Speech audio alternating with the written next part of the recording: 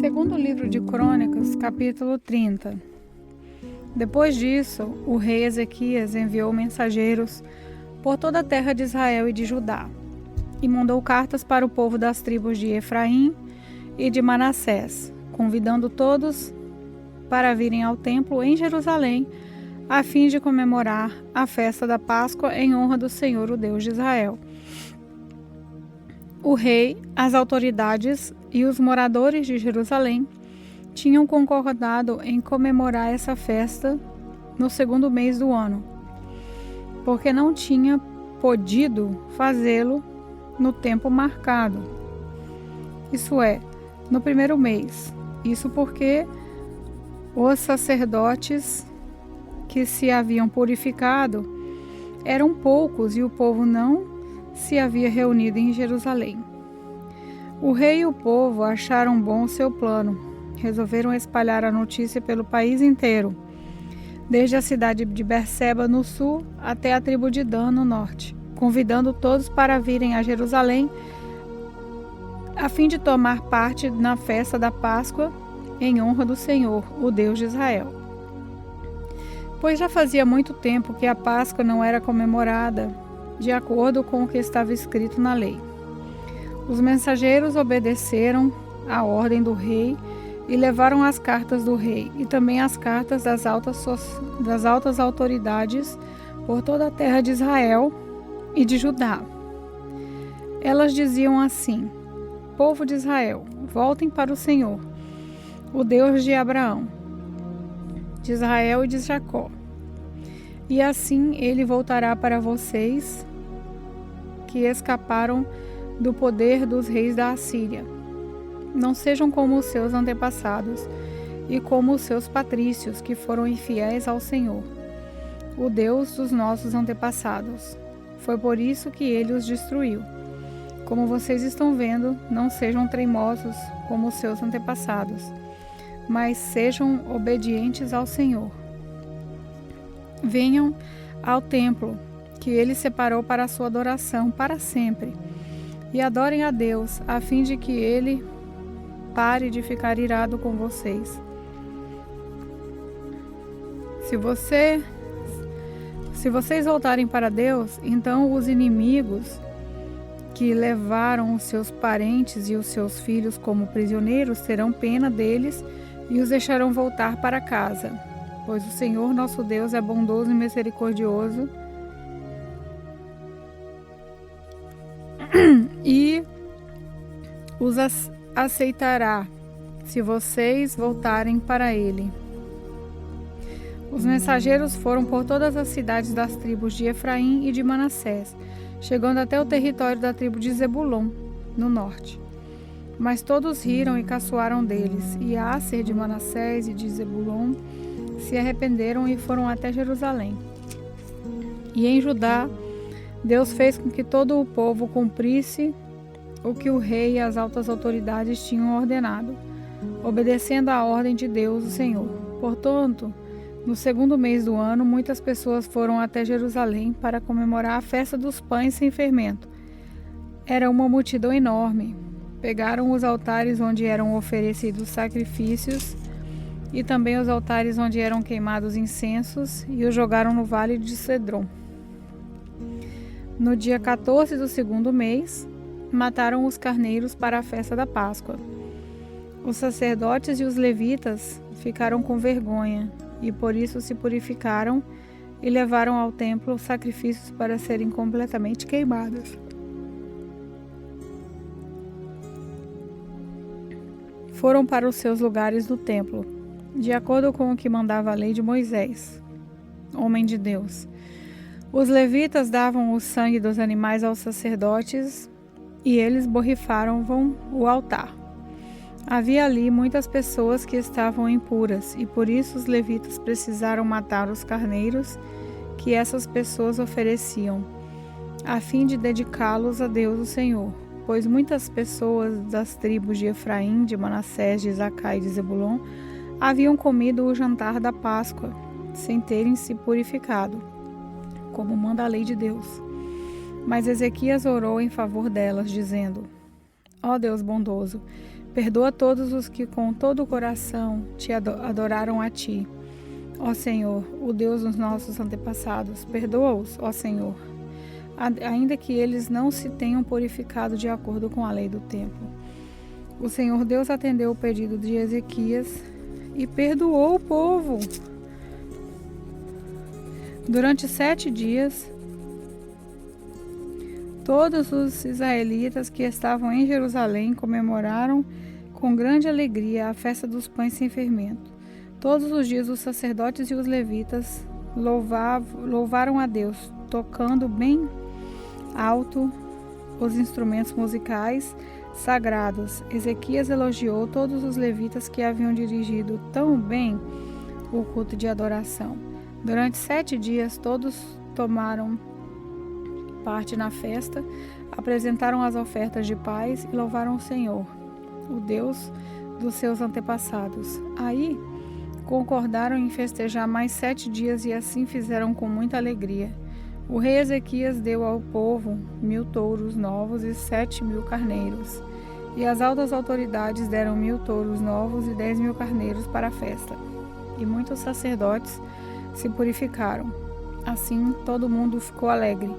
O povo de Judá, os sacerdotes, os levitas, as pessoas que tinham vindo da terra de Israel e os estrangeiros que moravam em Israel e em Judá.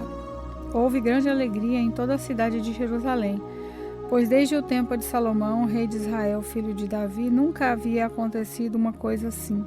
Os sacerdotes e os levitas de pé pediram as bênçãos de Deus para o povo, e Deus, no seu santo lar no céu, ouviu as orações e atendeu o pedido deles. Segundo livro de Crônicas, capítulo 31. Quando a festa terminou, todos os israelitas que estavam em Jerusalém foram pelas cidades de Judá, quebrando as colunas do deus Baal, cortando os postes da deusa Será e destruindo os altares e os lugares pagãos de adoração. Fizeram o mesmo em todo o território das tribos de Judá e de Benjamim, de Efraim e de Manassés. Depois todos voltaram para casa. Ezequias organizou os sacerdotes e os levitas em grupos, dando a cada grupo a sua responsabilidade. Os sacerdotes apresentavam os sacrifícios que eram completamente queimados e as ofertas de paz. Os levitas cantavam louvores e davam graças a Deus, e guardavam os portões do templo. Dos seus touros e dos seus carneiros, o rei dava animais para os sacrifícios a serem completamente queimados, que eram oferecidos de manhã e à tarde, e também para os sacrifícios a serem completamente queimados, que eram oferecidos nos sábados, nas festas da lua nova e nas outras festas fixas, conforme mandava a lei de Deus, o Senhor. O rei ordenou aos moradores de Jerusalém que entregassem aos sacerdotes e levitas tudo o que é de direito era deles, a fim de que pudessem gastar todo o seu tempo fazendo aquilo que a lei do Senhor mandava. Logo que a ordem do rei foi anunciada, o povo deu generosamente a melhor parte do seu trigo, vinho, azeite, mel e de todos os outros produtos das suas plantações. Trouxeram também em grande quantidade a 10ª parte de tudo que tinham. Os que moravam em Israel e os moradores das outras cidades de Judá também trouxeram a 10ª parte dos seus touros e dos seus carneiros e a 10ª parte de tudo o que tinham dedicado ao Senhor seu Deus. E juntaram as coisas em grandes montões. Começaram a amontoar as ofertas no 3º mês e terminaram no 7º mês. Quando Ezequias e as altas autoridades foram ver aqueles montões de oferta, louvaram a Deus o Senhor e elogiaram o povo de Israel. Ezequias falou com os sacerdotes e os levitas a respeito daqueles montões. E o grande sacerdote Azarias, descendente de Zadok, respondeu: Desde que o povo começou a trazer todas essas ofertas ao templo, Nós temos tido bastante para comer e tem sobrado muita coisa. O Senhor Deus tem abençoado o seu povo e por isso temos comido até demais. Aí o rei Ezequias ordenou que preparassem depósitos no templo e isso foi feito. Foram honestos e colocaram ali todas as ofertas, os dízimos e as coisas dedicadas a Deus. Para tomar conta dos depósitos, puseram um levita chamado Conanias, que tinha como ajudante o seu irmão Simei. O rei Ezequias e o grande sacerdote Azarias nomearam os seguintes levitas para servirem debaixo da direção de Conanias e Simei: Jeiel, Azarias, Naate, Azael, Jerimote, Josabade, Eliel, Esmaquias, Maate e Benaías. O guarda do portão leste do templo, Coré, filho de Ima, estava encarregado das ofertas feitas a Deus por vontade própria. Ele distribuiu as ofertas e as coisas dedicadas a Deus. Nas outras cidades onde os sacerdotes moravam, os seguintes levitas trabalhavam fielmente debaixo da direção de Coré: Éden, Miniamim, Jesuá, Semaías, Amariá e Secanias. Estes distribuíam as porções devidas a todos os seus colegas, os levitas, de acordo com os grupos que pertenciam tanto a cada um a mesma porção, sem levar em conta se os seus nomes estavam ou não nas listas dos seus antepassados. A distribuição era feita a todos os homens de 30 anos acima que iam ao templo para fazer o seu serviço diário, de acordo com o grupo a que pertenciam o trabalho que faziam. A lista dos sacerdotes foi feita de acordo com os seus grupos de famílias. Os levitas de 20 anos para cima estavam alistados de acordo com o trabalho que faziam e o grupo que pertenciam. Nas listas estavam também os nomes das mulheres, dos filhos, das filhas, isso é, da família inteira. Os sacerdotes, os levitas que tinham sido consagrados a Deus e precisavam estar sempre prontos para fazer o seu trabalho sagrado. Havia também homens nomeados para distribuírem os alimentos que eram para os sacerdotes, os descendentes de Arão, que moravam nas cidades dos sacerdotes ou nos campos que ficavam ao redor, e também os alimentos que eram para todos os levitas cujos nomes estavam nas listas. Foi isso o que Ezequias fez em toda a terra de Judá. Ele sempre foi bom, correto e fiel em todos os serviços que prestou ao Senhor, seu Deus. Tudo o que Ezequias fez está no templo. Tudo o que Ezequias fez para o templo, ou em obediência à lei de Deus, a lei deu certo porque ele procurou sempre seguir com todo o coração a vontade de Deus. 2 Crônicas, capítulo 32. Depois de tudo isso e dessas provas de fidelidade que o rei Ezequias deu, Senaqueribe, rei da Assíria, invadiu o país de Judá. O seu exército cercou a cidade protegida por muralhas, procurando conquistá-las.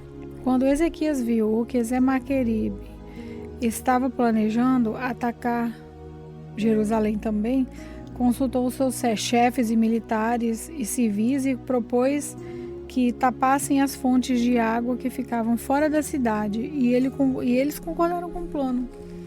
Muita gente se ajuntou e foram tapar todas as fontes e também o canal que atravessava aquela região. Isso foi feito para que os assírios encontrassem pouca água quando chegassem perto da cidade. Ezequias se animou e consertou a muralha da cidade. Construiu torres em cima delas e levantou outra muralha em redor da que já existia. Também construiu defesas no aterro que havia sido feito do lado leste, na cidade de Davi e mandou fazer outras lanças e escudos. Colocou oficiais no comando de todos os homens da cidade. Mandou os oficiais se reunirem na praça do portão de entrada na cidade e disse: sejam fortes e corajosos, não fiquem assustados, nem tenham medo. O rei da Assíria e do seu enorme exército, porque aquele que está do nosso lado é mais poderoso do que o que está do lado dele. Ele só conta com a força dos homens, mas do nosso lado está o Senhor, nosso Deus, para nos ajudar e para guerrear por nós. E o povo ficou animado ao ouvir as palavras do rei Ezequias. Algum tempo depois, Semaqueribe, rei da Assíria, junto com seu exército, estava cercando a cidade de Laquis. Ele enviou alguns oficiais a Jerusalém para entregarem ao rei Ezequias a seguinte mensagem: eu, Semaqueribe, rei da Assíria, quero saber como é que vocês, moradores de Jerusalém, podem se sentir seguros ficando aí enquanto o exército inimigo está cercando a cidade.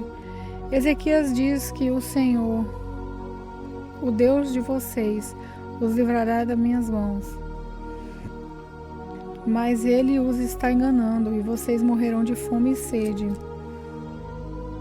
Pois foi o próprio Ezequias que acabou com os lugares de adoração e com os altares desse Deus e disse ao povo de Judá e aos moradores de Jerusalém que adorassem a Deus diante de um altar só e queimassem incenso somente naquele altar. Será que vocês não sabem o que eu e os meus antepassados fizemos com os povos de outras nações? Vocês pensam que os deuses daquelas nações foram capazes de salvá-las das minhas mãos? Não houve nenhum deus das nações que os seus antepassados conquistaram que fosse capaz de salvar o seu povo do meu poder. Então, por que é que vocês pensam que o seu Deus pode salvá-los das minhas mãos? Portanto, não deixem que Ezequias o enganem assim. Não se iludam, não acreditem nele. Nunca houve nenhum Deus que pudesse salvar o seu povo do poder dos seus antepassados ou do meu poder. Muito menos o Deus de vocês poderá salvá-los. Os oficiais assírios disseram coisas ainda piores contra Deus, o Senhor, e contra o seu servo Ezequias. E Semaqueribe escreveu cartas que insultava o Senhor, Deus de Israel, dizendo o seguinte contra ele: os deuses das outras nações não salvarão os seus povos das minhas mãos. Assim também o rei de Ezequias não salvará o seu povo das minhas mãos. Os oficiais gritaram, isso é, em hebraico, aos oficiais. Os oficiais gritaram isso em hebraico aos moradores de Jerusalém que estavam em cima da muralha da cidade, a fim de assustá-los e deixá-los apavorados, e assim poder conquistar a cidade. Os oficiais falaram a respeito do Deus de Jerusalém como se ele fosse como os deuses de outros povos, que são ídolos feitos por mãos humanas. Aí o rei Ezequias e o profeta Isaías, filho de Amós, oraram a Deus e pediram a sua ajuda. Então o Senhor Deus enviou um anjo e matou todos os soldados e todos os oficiais do exército assírio. Pronto, acabou. O rei Semaqueribe voltou envergonhado para o seu país. Certo dia, quando estava adorando no templo do seu Deus, alguns dos seus filhos o mataram à espada. Foi assim que o Senhor Deus salvou Ezequias e os moradores de Jerusalém das mãos de Semaqueribe, rei da Assíria, e das mãos de todos os outros inimigos. E Deus deu ao seu povo paz com todos os países vizinhos. Muitas pessoas iam a Jerusalém, levando ofertas ao Senhor e ricos presentes para o rei Ezequias de Judá. Naquela época em diante, a fama de Ezequias foi crescendo por todas as nações. Por esse tempo, o rei Ezequias ficou doente e quase morreu. Então, orou a Deus, o Senhor, e Deus respondeu. Dando um sinal para provar que ele ficaria bom. Deus foi bondoso com Ezequias, mas ele não lhe agradeceu, pois era orgulhoso. Por isso Deus ficou irado com ele, com o povo de Judá e com os moradores de Jerusalém. Aí Ezequias arrependeu do seu orgulho, como também os moradores de Jerusalém. Assim o Senhor só castigou o povo depois da morte de Ezequias. Ezequias ficou muito rico e recebeu muitas homenagens, construiu depósitos para guardar a prata e o ouro, as pedras preciosas, as especiarias, os escudos e outros objetos de valor que possuía.